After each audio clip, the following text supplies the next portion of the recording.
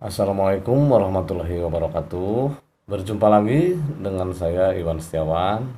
Halo adik-adik pelajar semua, juga pecinta musik. Semoga kalian sehat semua ya. Pada materi kali ini, saya akan menjelaskan lagi tentang membaca not balok menggunakan nada.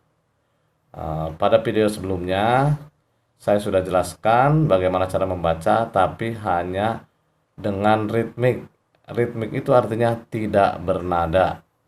Dan pada video kali ini, pada bagian 3 ini, akan dijelaskan bagaimana cara membaca not dengan nada. Sudah ada nada solmisasinya. Tapi sebelum mulai ke latihan membaca, kalian harus tahu dulu letak-letak notnya, tempat letaknya. Nah, seperti kita lihat di sini, ya, ada garis, namanya 5 garis. Ini garis ke 1, 2, 3, 4, 5. Jadi ada 5 garis, namanya garis paranada. Ini garis paranada. Ada yang bilang sangkar nada atau garis paralel, boleh saja ya. Tapi yang umum garis paranada.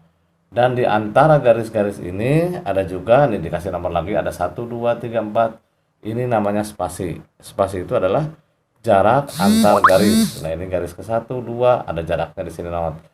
Garis 2 dengan 3 ada spasinya. Jadi not itu ada yang di garis dan juga ada yang di spasi. Ya. Nah, tapi sebelum tahu letak-letaknya, kalau ada garis paranda ini, kalian harus membuat dulu tanda kunci, yaitu yang disebut dengan kunci G. Seperti ini. Cara buatnya gimana? Nah, lihat seperti ini. Jadi tidak sembarangan. Jadi yang lengkungnya itu harus di garis ketiga di sini.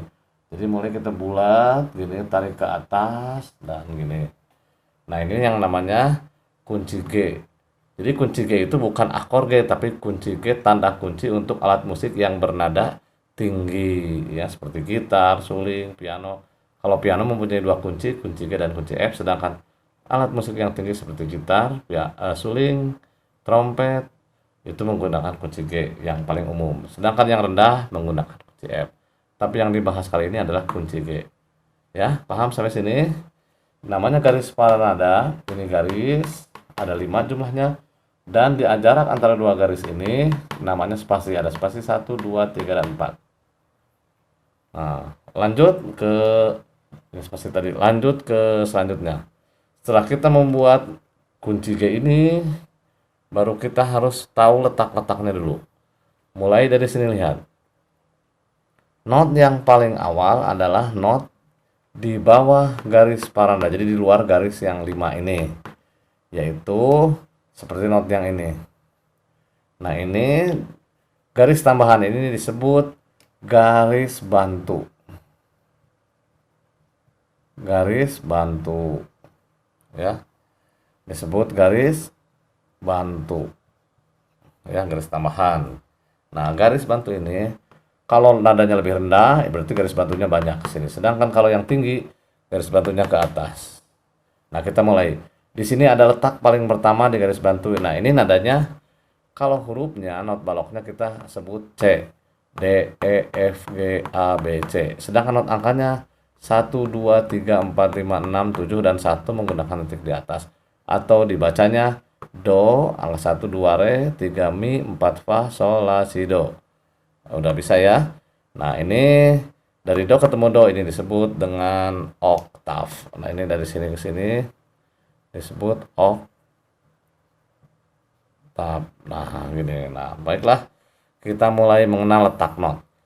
Kalau letaknya di garis bantu pertama, ini kita sebut dengan ada Do, ya. Do, kita pakai not angka dulu. Ini letaknya ini Do, ya, angka 1 Do. Nah, terus not yang kedua letaknya di garis di bawah garis paranada ke 1 atau di atas garis bantu di sini. Tengah-tengah, jangan ada yang kelewat. Ini nada Re, dan nada selanjutnya adalah Mi, mulai di garis paranada ke 1. Kalau Fa letaknya di spasi. Nah, ini spasi. Sol di garis paranada kedua. La di spasi, ya. si di garis ketiga, ya ini kan la si, terus do di spasi garis di spasi ketiga dan di bawah garis keempat ya. Paham? Nih lihat. Do di garis bantu, re di bawah garis, mi di garis pertama, fa di spasi, sol di garis kedua, la di spasi, si di garis, dan do di spasi ketiga. Sampai situ ya. Nah, ini do ketemu do itu disebut juga dengan oktav. Kalau sudah paham, langsung kita lanjut ke praktek. Baiklah, kita langsung lanjut ke praktek. Nah, di sini ada sudah garis paranada sudah terisi dengan not-not di sini ya. Nah, ada not yang satu ketuk dengan ciri bulat penuh atau hitam pakai tangkai. Ini banyak notnya. Terus di sini ada bulat kosong pakai tangkai, ini 2 ketuk, dan bulat kosong ini 4 ketuk. Jadi tidak ada tangkai, tidak ada bendera ya. Sebelum praktek, kita lihat dulu di sini ada tanda kunci G. Jadi untuk penulisan not baloknya, jadi diawali dengan kunci G. Artinya ini tanda kunci untuk menandakan alat musik yang bernada tinggi seperti gitar, seruling, trompet, saksofon itu ya kunci G. Kalau piano menggunakan 2 kunci, ada yang kunci G begini, ada juga yang kunci F. Setelah tanda kunci dilanjutkan, depannya ada tanda birama. Nah, ini tanda birama. Tanda birama ini ada seperti 4/4, 3/4, 2/4 dan sebagainya. 4/4 ini artinya 4 yang atas ini menandakan dalam setiap satu bar ini harus ada 4 ketukan atau berjumlah 4 ketukan. Sudah ditentukan 4. Lihat di sini ada notnya ada 4. Ini kebetulan satu ketuk semua. Jadi 1, 2, 3, 4 dijumlahkan ini 4. Karena setiap not satu ketukan. Ini juga 4. Nah, kalau ini notnya 2. Tapi sudah memenuhi ini ya 4 ketukan. Ini 2. Ini 2 dijumlahkan jadi 4. Sedangkan yang ini satu not. Tapi sudah memenuhi 4 ketukan. Ya, baiklah kita mulai. Sebelum praktek pakai nada, akan coba dengan ritmik ya, dengan suaranya teng, jadi tidak bernada dulu. Siap? Ga, pat, teng, teng, teng, teng, teng, teng, teng, teng, teng. Paham ya? Nah, di ujung ada titik 2. Artinya tanda ulang 2 kali. Jadi dari sini baca, masuk lagi ke sini 2 kali putaran, sudah ini 2 kali jadi 1 kali, 2 kali berhenti. Paham ya? Sekarang kita mulai. Keempat. Teng.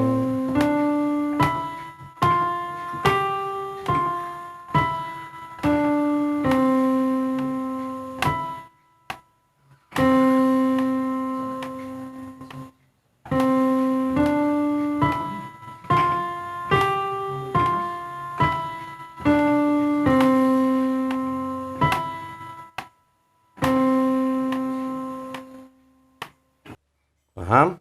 Sudah jelas? Jadi membacanya seperti itu. Kalau sudah jelas, lanjutkan dengan soal yang berikut. Sebelum pakai nada, kita coba pakai ritmik dulu. Mulai. Tek, tek, tek, tek, tek, tek, tek, tek, tek, tek, teng, teng, teng, teng, 3, tek. Nah, di sini ada 3 ketukan, kan belum dibahas ya. Ini panjang 3 ketukan. Ulangi sekali lagi, kalau ini ada setengah ketuknya nih, ingat nih. Jadi setiap satu ketuk harus 2 bunyi. Teng, teng. Nah, gitu ya. Siap, kita lanjut dengan praktek ritmik dulu. 3, 4. Teng, teng, teng, teng, teng, teng, teng, teng, teng, teng. Nah, kalau sudah, langsung kita praktek 2 kali putaran menggunakan ini. Siap ya? Tu, wa, ga, pat.